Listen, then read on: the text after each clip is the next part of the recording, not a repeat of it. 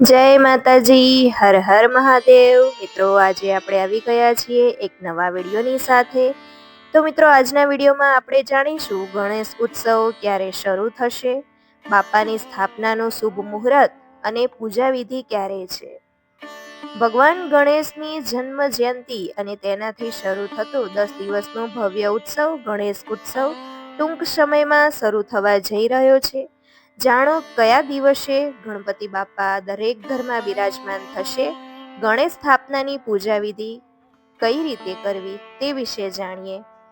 ભગવાન ગણેશનો જન્મ ભાદ્રપદ મહિનાની શુક્લ પક્ષની ચતુર્થી તિથિએ થયો હતો। દર વર્ષે આ ગણેશ ચતુર્થીના દિવસે ગણેશજીની સ્થાપના કરવામાં આવે છે અને 10 દિવસ સુધી વિશેષ પૂજા કરવામાં આવે છે। ભક્તો 10 દિવસના ગણેશ ઉત્સવની આતુરતાથી રાહ જુએ છે। દર વર્ષે 10 દિવસનો ગણેશ ઉત્સવ દેશભરમાં, ખાસ કરીને મહારાષ્ટ્રમાં ખૂબ જ ધામધૂમથી ઉજવવામાં આવે છે। તો ચાલો મિત્રો જાણીએ ગણેશ સ્થાપના ઉત્સવ ક્યારે શરૂ થશે અને ગણેશ વિસર્જન ક્યારે થશે। હિન્દુ કેલેન્ડર મુજબ ભાદ્રપદ મહિનાની ચતુર્થી તિથિ 26 ઓગસ્ટના રોજ બપોરે 1:54 થી શરૂ થશે અને 27 ઓગસ્ટના રોજ બપોરે 3:44 સમાપ્ત થશે। ઉદય તિથિ અનુસાર 27 ઓગસ્ટના રોજ ગણેશ ચતુર્થી મનાવવામાં આવશે અને આ દિવસે ગણેશ સ્થાપના કરવામાં આવશે। 27 ઓગસ્ટના રોજ ગણેશ સ્થાપના માટેનું શુભ મુહૂર્ત 11:05 થી બપોરે 12:40 સુધી રહેશે। જ્યોતિષ શાસ્ત્ર અનુસાર ગણેશ ચતુર્થીના દિવસે ભગવાન ગણેશની પૂજા માટે મધ્યાહનનો સમય સૌથી શુભ માનવામાં આવે છે। સાથે જ 10 દિવસ પછી 6 સપ્ટેમ્બરના રોજ અનંત ચતુર્થીના રોજ ગણેશ વિસર્જન થશે। ગણપતિની મૂર્તિ વિધિપૂર્વક સ્થાપિત કરવી જોઈએ। મૂર્તિ ઘરે લઈ આવીને જે સૂંઠ આપણે જોઈતી હોય, જમણી સૂંઠ, ડાબી સૂંઠ, બધા ગણપતિ શુભ જ છે, મંગલકારી છે, સાથે ઉંદર હોવો જોઈએ। મૂર્તિ અમી દર્શાવતી હોવી જોઈએ, આશીર્વાદ મુદ્રામાં હોવી જોઈએ। મૂર્તિ સ્થાપિત થાય તે જો 10 દિવસ માટે ભક્તોએ સ્થાપિત કરી હોય, સંકલ્પ પ્રમાણે મૂર્તિનું સ્થાપના કરવી જોઈએ। પહેલાથી જ નક્કી કરી લેવું જોઈએ કે કેટલા દિવસ બાપાની સેવા પૂજા કરવાની છે, કેમ કે સવાર સાંજ બાપાની પૂજા અર્ચના થશે, આરતી થશે, ભોગ લગાવાશે। જે સમય હોય તે પ્રમાણે સંકલ્પ આપણે લેવો જોઈએ। જો આપણા ઘરના મંદિરમાં ભગવાન શ્રી ગણેશની મૂર્તિ હોય, ફોટો હોય તો તેનું પણ પૂજન થાય છે મંદિરમાં સાદી રીતે, પરંતુ આપણે અલગથી સ્થાપના કરવી છે તો તેની વિધિ પણ આપણે જાણી લઈએ। મૂર્તિ હંમેશા માટીની લેવી। ભક્તો આ ચતુર્થીનો ઉત્સવ મનાવવા માંગે છે, બાપાની આપણે સ્થાપના કરીએ જ છીએ, બાપાની મૂર્તિ સ્થાપિત કરવી છે અને વિસર્જન પણ કરવું છે, તો પછી માટીની જ મૂર્તિ લેવી સર્વોપરી છે। કેમ કે આપણે નદી તળાવમાં જળમાં વિસર્જિત કરીએ છીએ અને મૂર્તિ જો વિસર્જિત ન થાય તો તેનું પાતક લાગે, તેની ઉપર આપણો પગ પડે કે કોઈનો પણ પગ પડે એ યોગ્ય ન કહેવાય, કારણ કે આપણે જેને ઈશ્વર માનીએ છીએ તેમનું અપમાન ન થવું જોઈએ। માટે માટીની જો મૂર્તિ લેવી કે જેથી માટીમાં ભળી જાય અને ઘરે પણ આપણે એક ટબમાં ડોલ ભરીને તેમાં વિસર્જિત કરી શકીએ છીએ। તે માટીને ઝાડમાં કે કુંડામાં પણ આપણે નાખી શકીએ છીએ। અને ગણપતિ દાદાની મૂર્તિને આપણે 2 દિવસ પહેલા જ લાવી દેવી જોઈએ। ત્યારબાદ જે ગણેશ ચતુર્થીનો દિવસ આવે છે તે દિવસે સ્નાનાદિથી પરવારીને ત્યારબાદ ભગવાન શ્રી ગણેશની સ્થાપનાની તૈયારી કરી લેવી જોઈએ।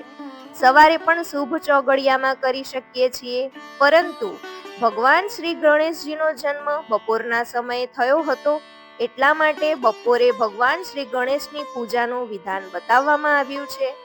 ભગવાન શ્રી ગણેશજીની સ્થાપના માટે એક બાજોટ લેવું, ત્યાં ગંગાજળ છાંટવું, તેના પર લાલ કે પીળું કપડું પાથરવું, પાછળ પીછોટ હોય તો એ પણ રાખવું.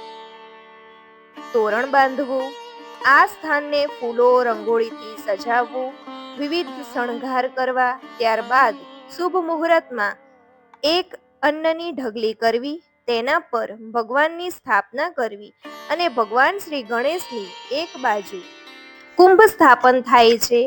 કુંભ પર શ્રીફળ મુકાય છે, જે સાક્ષાત લક્ષ્મીજીનું સ્વરૂપ મનાય છે.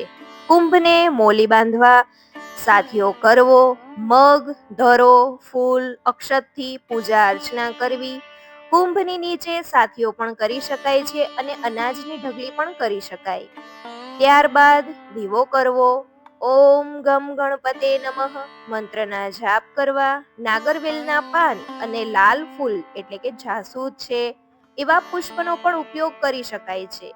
પૂજા કરતા સમયે ભગવાન શ્રી ગણેશજીને દૂર્વા ચડાવાય છે. મોદક લાડુ ગણપતિને ખૂબ પ્રિય છે. એ દિવસે ભગવાનને 21 દૂર્વા ચડાવાય છે. ભગવાનને નવા કપડાં અને ઘરેણાંથી શણગાર કરવામાં આવે છે. ધૂપ, દીપ, અગરબત્તી વગેરે કરી શકાય છે. તેમને ફૂલો, મોદક, ફળો અને મીઠાઈઓ અર્પણ કરવા અને આરતી કરવી. પંચામૃત ધરાવવું જોઈએ અને ભગવાનને જનોઈ માળા પહેરાવો. શા માટે ગણેશ ચતુર્થી ઉજવાય છે? વિઘ્નહર્તા દેવ એટલે ગણેશજીની પૂજા અર્ચના કરવાથી દુઃખો દૂર થાય છે. પણ ચતુર્થી જ શા માટે ઉજવાય છે? પંચમી કેમ નહીં? મહાદેવે ગણેશજીને ચતુર્થીના સ્વામી બનાવ્યા. આ દિવસે ગણપતિની પૂજા કરવી લાભદાયી. ગણેશ ચતુર્થીએ પૂજા કરવાથી તમામ કાર્યો સિદ્ધ થાય છે.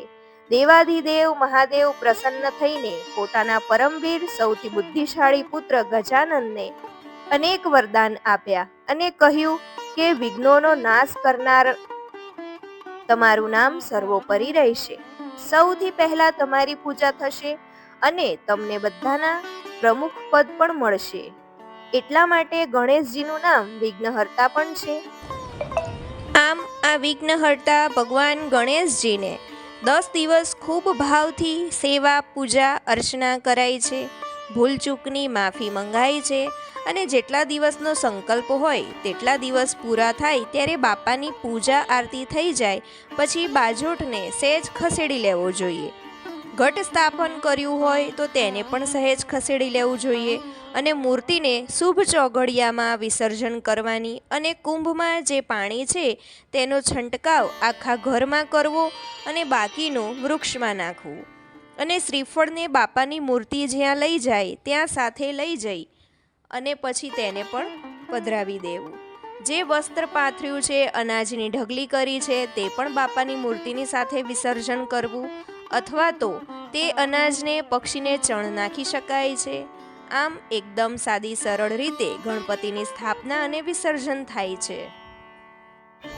તો મિત્રો, આમ એકદમ સાદી સરળ રીતે ગણપતિની સ્થાપના અને વિસર્જન થાય છે. તો મિત્રો, આશા રાખું છું કે તમને મારો આ વિડીયો પસંદ આવ્યો હશે. આ વિડીયોની અંદર આપણે ગણપતિની સ્થાપનાનું મુહૂર્ત, સ્થાપનાની વિધિ કેવી રીતે થાય છે તે આપણે જણાવ્યું છે અને તે વિસર્જન આપણે કેવી રીતે કરવું જોઈએ તેની પણ આપણે જાણકારી આપી છે. તો મિત્રો, તમને વિડીયો પસંદ આવ્યો હોય તો વિડીયોને લાઈક કરજો, શેર કરજો અને મિત્રો, જો તમે નવા જોડાયા હોય ચેનલમાં તો ચેનલને સબસ્ક્રાઇબ પણ કરી લેજો અને જે બેલ આઇકન આપેલું છે તે પણ તમે દબાવી દેજો કે જેથી તમને મારા નવા વિડીયોની નોટિફિકેશન મળતી રહે.